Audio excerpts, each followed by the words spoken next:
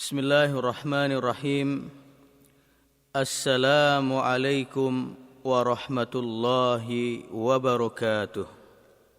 Alhamdulillahi wassalatu wassalamu ala rasulillah. Wa ashhadu an la ilaha illallah wahdahu la syarika lah. Wa ashhadu anna Muhammadan abduhu wa rasuluh. Amma ba'd. Jamaah sekalian yang dirahmati oleh Allah Subhanahu wa taala, berbahagia sekali pada hari ini Allah Subhanahu wa taala memberikan karunia, taufik, inayah dan hidayahnya sehingga kita masih dapat melaksanakan kewajiban kita, yaitu tafaqquh fid din, memperdalam pemahaman kita terhadap din yang kita cintai ini. Salawat beriring salam semoga senantiasa tercurahkan kepada Rasul junjungan kita Nabi Agung Muhammad sallallahu alaihi wasallam sebagai qudwah hasanah kita di dalam meniti hidup dan kehidupan ini. Jamaah sekalian, beberapa menit ke depan kita akan sama-sama membahas tentang nilai sebuah keikhlasan. Jamaah sekalian, di antara pilar terpenting dari prinsip asasi dalam agama kita adalah merealisasikan ikhlas, hanya mengharap balasan kepada Allah Subhanahu wa taala di semua bentuk ibadah yang kita perbuat. Salah seorang salafus saleh pernah berkata, ikhlas artinya engkau tidak mengharap siapapun menjadi saksi mata atas amal-amal solehmu kecuali Allah Subhanahu wa ta'ala. Dan tiada yang engkau harapkan dapat memberi balasan atas amalanmu melainkan Allah semata. Ikhlas merupakan intisari dan hakikat dari agama ini dan merupakan kunci keberhasilan dakwah para nabi dan rasul alaihimussalam. Artinya, tiada beragama bagi orang yang tidak ikhlas dalam mengabdikan diri kepada Allah Subhanahu wa taala. Para nabi dan rasul tidak mengharapkan pamrih dan iming-iming duniawi dari dakwahnya. Mereka hanya mengharapkan balasan yang baik dari Allah Subhanahu wa taala. Ada beberapa contoh ayat dalam Al-Qur'an yang memerintahkan kita untuk selalu mengikhlaskan niat dalam beribadah kepada Allah Subhanahu wa taala. Di antaranya adalah firman Allah Subhanahu wa taala di dalam surah Al-Bayyinah ayat yang ke-5. Wa ma umiru illa liya'budullaha mukhlishina lahud-din hunafa. Padahal mereka tidak disuruh kecuali supaya menyembah Allah dengan memurnikan ketaatan kepadanya dalam menjalankan agama dengan lurus. Ayat ini menegaskan bahwa orang yang beribadah kepada Allah tanpa didasari dengan ikhlas mengharap ridhonya, berarti ia telah menyalahi perintah Allah Subhanahu wa taala. Dan orang yang menyalahi perintahnya sudah barang tentu akan mendapat murka Allah Subhanahu wa taala dan bukan pahala atau ganjaran dari sisinya. Sedangkan di dalam surah Az-Zumar ayat 14 Allah Subhanahu wa taala berfirman, Qulillaha a'budu mukhlishan lahu dini. Katakanlah, hanya Allah saja yang aku sembah dengan memurnikan ketaatan kepadanya dalam menjalankan agamaku. Ayat ini merupakan perintah Allah Subhanahu wa taala kepada Rasulnya Muhammad sallallahu alaihi wasallam agar senantiasa mengikhlaskan ibadah hanya untuknya semata. Perintah untuk Rasulnya mengandung makna perintah pula bagi kita selaku umatnya. Demikian pula di dalam surah Al-Mulk ayat yang kedua Allah Subhanahu wa taala berfirman, Alladzi khalaqal mauta wal hayata liyabluwakum ayyukum ahsanu amala wa huwal azizul ghafur. Dialah Allah yang telah menjadikan mati dan hidup supaya Dia menguji kamu siapa di antara kamu yang lebih baik amalnya, dan Dia Maha Perkasa lagi Maha Pengampun. Syekh Fudail bin Iyad rahimahullah menafsirkan ayat ahsanu amala, yaitu akhlasuhu wa aswabuh, yaitu yang paling ikhlas dan paling benar sesuai dengan tuntunan Nabi SAW. Syekh Fudail berkata, Innal amala idza kana khalisan wa lam yakun sawaban lam yuqbal. Sesungguhnya amal itu apabila ikhlas tetapi tidak shawab, yaitu tidak sesuai dengan sunnah, maka tidak akan diterima. Wa idza kana sawaban wa lam yakun khalisan lam yuqbal. Dan jika shawab, yaitu sesuai dengan sunnah, tetapi tidak ikhlas karena Allah, maka amalan tersebut juga tidak akan diterima. Hatta yakuna khalisan wa shawaba, sehingga terdapat dalam amal itu sebuah keikhlasan dan shawab, yaitu sesuai dengan tuntunan Nabi SAW. Wal khalis an yakuna lillah was shawab an yakuna ala sunnah. Dan ikhlas itu adalah beramal karena Allah, sedangkan shawab itu adalah amalan yang sesuai dengan sunnah Nabi SAW. Dan ayat terakhir yang kita jadikan sebagai dasar pentingnya ikhlas dalam beramal dan beribadah adalah firman Allah Subhanahu wa taala di dalam surah Asy-Syura ayat yang ke-13. Syara'a lakum minad dini ma wassa bihi Nuhan walladzi auhayna ilaik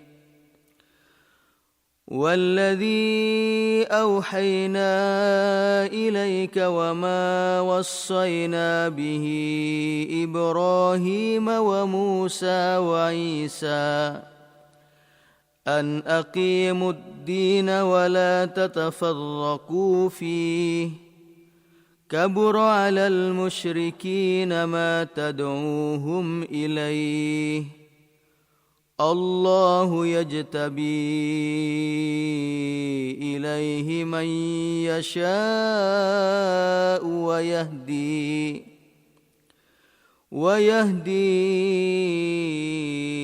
إليه من ينيب. Dia telah mensyariatkan bagi kamu tentang agama apa yang telah diwasiatkan kepada Nuh, dan apa yang telah kami wahyukan kepadamu, dan apa yang telah kami wasiatkan kepada Ibrahim, Musa dan Isa, yaitu tegakkan agama dan janganlah kamu berpecah belah tentangnya. Amat berat bagi orang-orang musyrik agama yang kamu seru mereka kepadanya. Allah menarik kepada agama itu orang yang dikehendakinya dan memberi petunjuk kepada agamanya orang yang kembali kepadanya.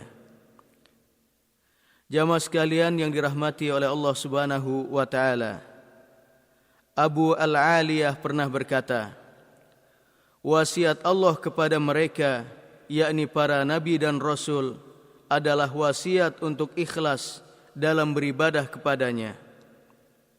Karena ikhlas merupakan amalan hati yang teragung. Ibnul Qayyim rahimahullah pernah berkata, siapa saja yang memperhatikan hukum syariat dari sumber dan rujukannya, pasti ia mengetahui korelasi antara amalan anggota badan yaitu amalan zahir dan amalan hati yaitu amalan batin, di mana amalan zahir tidak memberi manfaat sedikit pun kepada pelakunya tanpa diimbangi dengan amalan hati atau batin, dan bahwa amalan hati itu lebih utama bagi seorang hamba daripada amalan anggota badan atau amalan zahir. Bukankah tiada sesuatu yang menjadi pembatas atau pembeda antara seorang mukmin dengan seorang munafik, melainkan apa yang ada di dalam hati keduanya, yaitu amalan hati keduanya. Oleh karena itu, amalan hati jauh lebih penting daripada amalan anggota badan atau zahir. Juga amalan hati lebih banyak kuantitasnya dan lebih kontinu kita perbuat, karena amalan hati merupakan kewajiban bagi kita di setiap waktu. Jamaah sekalian yang dirahmati oleh Allah Subhanahu wa taala, ikhlas merupakan salah satu syarat diterimanya amal soleh kita. Karena sesungguhnya suatu amal tidak akan diterima melainkan dengan dua syarat. Yang pertama, amalan yang kita perbuat hendaknya sesuai dengan yang Allah syariatkan dalam kitabnya atau yang telah dituntunkan oleh Rasulullah sallallahu alaihi wasallam dalam sunnah-sunnahnya. Aisyah radhiyallahu anha pernah meriwayatkan bahwa Nabi sallallahu alaihi wasallam pernah bersabda, "Man ahdatha fi amrina hadza ma laysa minhu fahuwa radd." Barang siapa yang mengadakan sesuatu yang baru dalam urusan agama kami ini dan tidak termasuk dari ajaran kami ini, maka ia atau amalannya menjadi tertolak. Yang kedua, syarat diterimanya amal kita adalah hendaknya amal kita dilakukan dengan ikhlas, semata-mata mengharap wajah Allah Subhanahu wa taala. Umar bin Khattab radhiyallahu an meriwayatkan bahwa Nabi sallallahu alaihi wasallam pernah bersabda, "Innamal a'malu binniyat wa innama likulli imri'in ma nawa. Faman kanat hijratuhu ila Allah wa rasulih fahijratuhu ila Allah wa rasulih. Wa man kanat hijratuhu lidunya yusibuha aw imra'atin yankihuha fahijratuhu ila ma hajara ilaih." Seluruh perbuatan itu tergantung pada niatnya, dan bagi setiap orang mendapatkan apa yang ia niatkan. Barang siapa yang niat hijrahnya kepada Allah dan Rasulnya, maka nilai hijrahnya pada Allah dan Rasulnya. Dan barang siapa yang niat hijrahnya untuk mendapatkan dunia atau untuk menikahi wanita, maka nilai hijrahnya sesuai dengan apa yang ia niatkan. Muttafaq alaih. Jamaah sekalian yang dirahmati oleh Allah Subhanahu wa taala, hijrah merupakan amalan teragung di dalam Islam.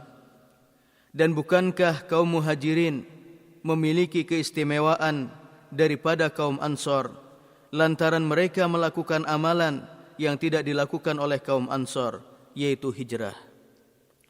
Namun demikian, jika hijrah yang diperbuat tidak dilandasi keikhlasan, tapi mengharap sebagian dari kenikmatan dunia seperti harta dan wanita yang ingin dinikahi, maka hal itu menjadi sia-sia di sisi Allah Subhanahu wa taala, hampa tanpa pahala, bagaikan fata morgana.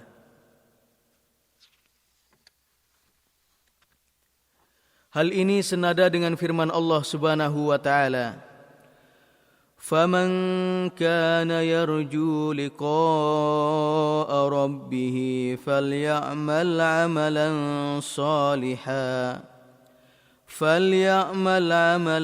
salihan wa la yushrik bi'ibadati rabbih ahada."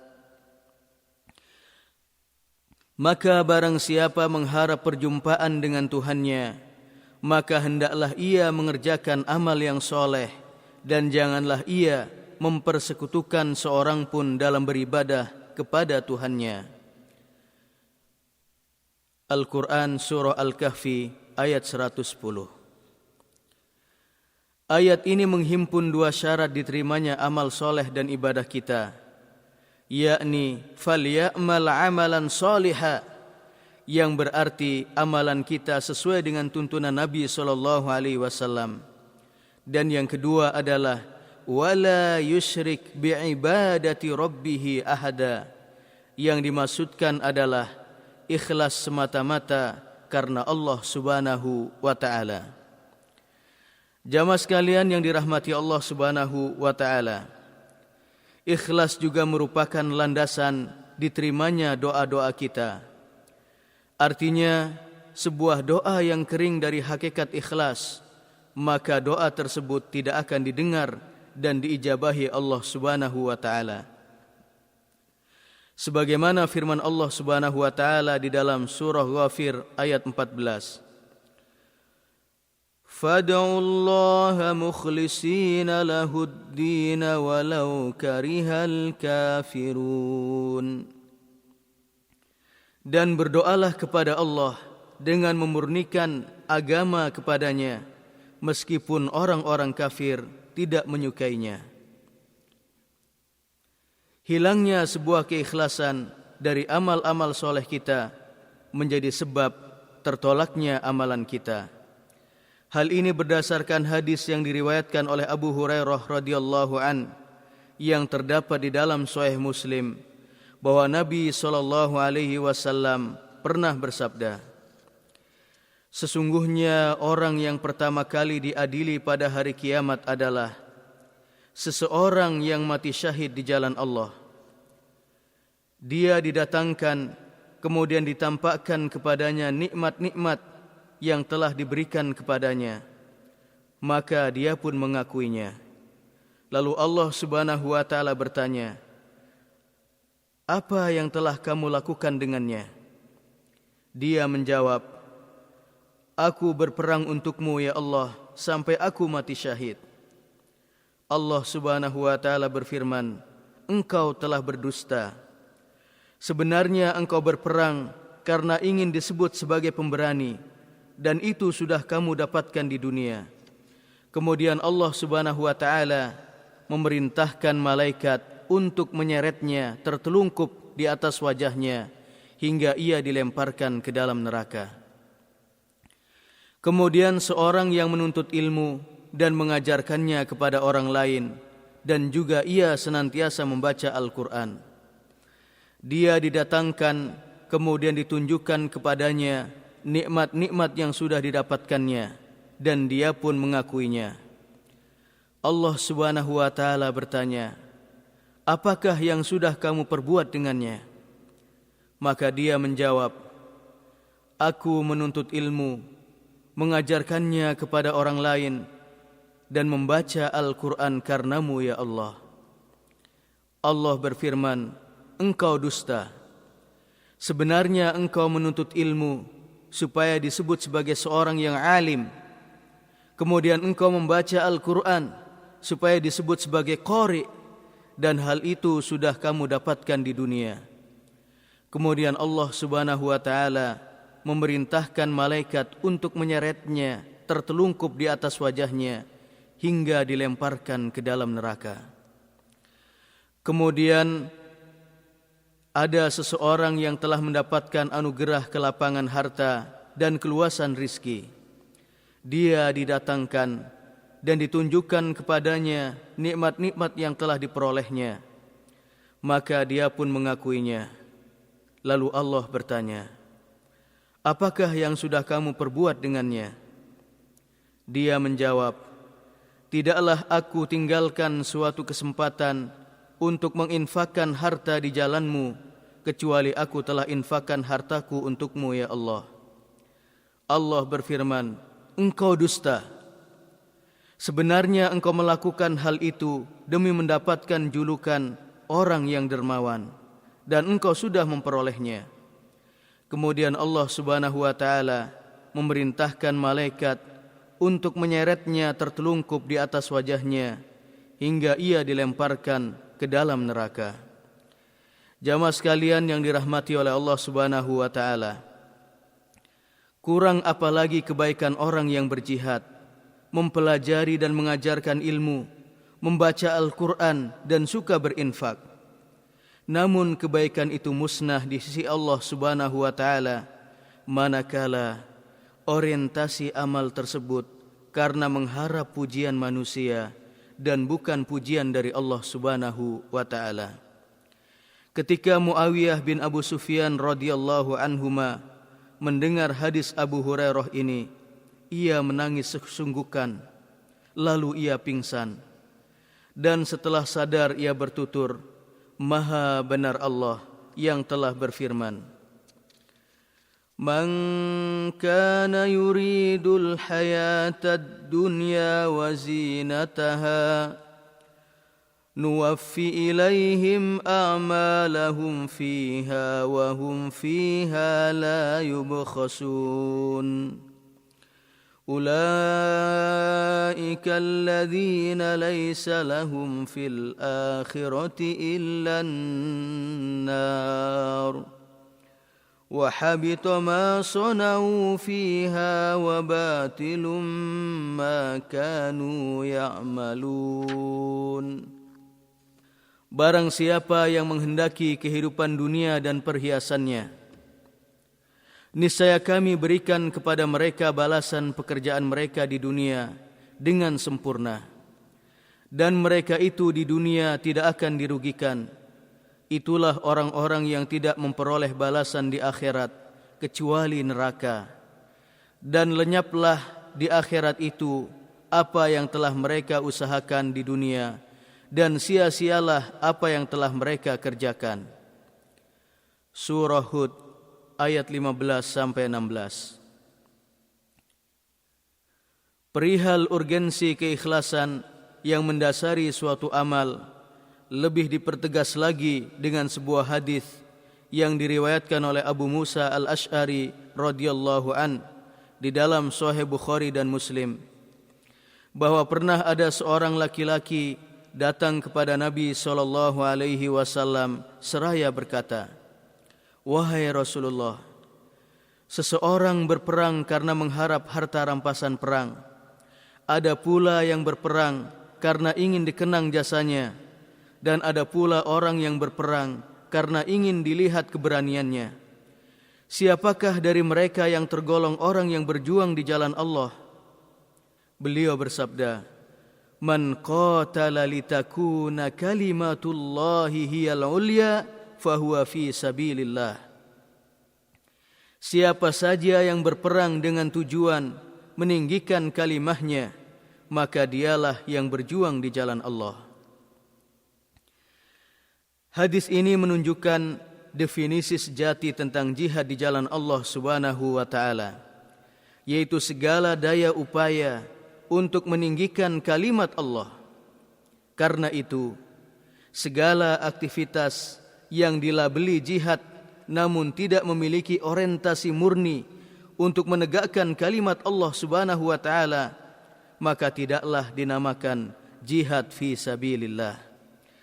Jamaah sekalian yang dirahmati oleh Allah Subhanahu wa taala, Abu Umamah Al-Bahili radhiyallahu an meriwayatkan bahwa pernah ada seorang lelaki datang kepada Nabi SAW seraya berkata, Ya Rasulullah, bagaimana pendapatmu perihal orang yang berperang dengan tujuan mengharap pahala dari sisi Allah Subhanahu wa taala dan ingin agar namanya disebut sekaligus?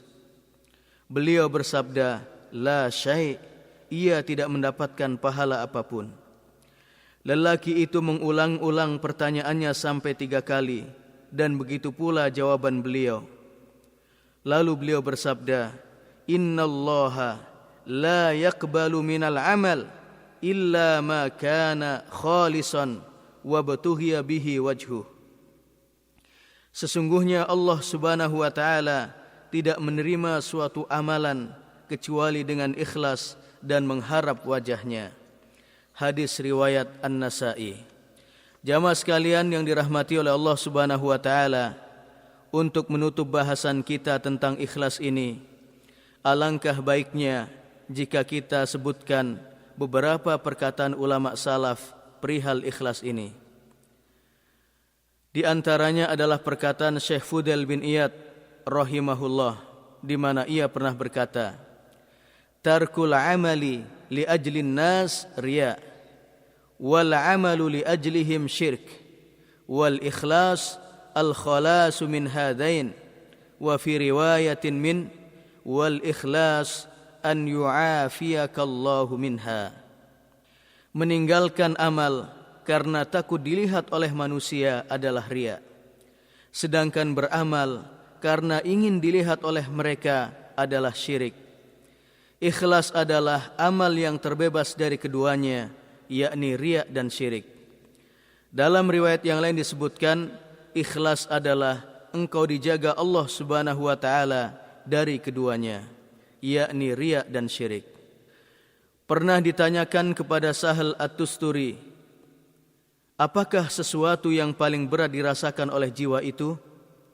Ia menjawab, ikhlas, karena jiwa tidak memberikan ruang untuknya. Sedangkan Sufyan Ats-Tsauri rahimahullah pernah bertutur, "Ma'alajtu syai'an ashaddu alayya min niyyati, innaha tatakallabu alai." Aku tidak pernah mengobati suatu penyakit yang aku rasakan lebih berat daripada niatku, karena ia selalu berubah dan tidak stabil. Kemudian seorang ulama salaf pernah berkata, jika seorang hamba mengukir amalan dengan ikhlas, maka terputuslah darinya rasa was-was dan riya. Dan ulama salaf yang lain pernah berkata, siapa yang dapat mengamankan amalnya satu detik saja dengan ikhlas mengharap wajah Allah, maka ia akan selamat di akhirat. Yang demikian itu karena kemuliaan ikhlas. Karena begitu sulitnya membersihkan hati dari perkara-perkara yang dapat mengeruhkannya, seperti riya dan sum'ah. Orang yang ikhlas adalah orang yang tidak mengharapkan dari amal solehnya, melainkan mengharap selalu berdekatan dengan Allah Subhanahu wa taala. Jamaah sekalian yang dirahmati oleh Allah Subhanahu wa taala, mudah-mudahan Allah Subhanahu wa taala senantiasa membimbing dan mengaruniakan kepada kita ikhlas dalam beramal, dalam beribadah, dan dalam mendaki puncak ubudiyah kepada Allah Subhanahu wa taala. Hadanallah wa iyyakum ajmain, wa sallallahu ala sayyidina Muhammad wa ala alihi wa sahbihi ajmain. Subhanakallahumma wa bihamdik, asyhadu an la ilaha illa ant, astaghfiruka wa atubu ilaik. Wassalamu alaikum warahmatullahi wabarakatuh.